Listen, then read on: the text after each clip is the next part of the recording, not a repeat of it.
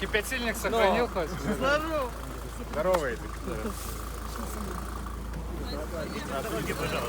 Бытовые планы или проблемы с здоровьем, люди морально держатся, ждут лучше. Ну, и многие готовы сидеть столько, сколько надо сидеть. Так сказать. Скажите, где вы были сегодня утром? На Колядишах под Минском. Это в этом великом... Да, да, новым, добро, евроремонт, там все добро, да. Добре? Да, да, добро.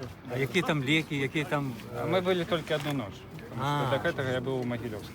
Морозький горш. Там своє особливо, можна так А сказати. вам сказали, Там євроремонту поки немає. пробачте, вам сказали, куда вы едете, вас Нет. попередили. Нет. Просто вы, а что вы думали в этот В час? тюрьму КГБ вас не сажали? Ні, Здоровались, ні. кстати. Вот, я Коли прошел. вас везли ці відкриті твари, ви були не без наручників? Нас, коли там везли в одну сторону, там маски були, зараз везли, могли без масок, могли все бачити. На білоруській території зняли маски. Ні, Ті вже на це літак. різні дні, нас 2 дні вивозили. Вчора один раз, а зараз Колядичі 2 раз. Другі, тому це 2 етапи.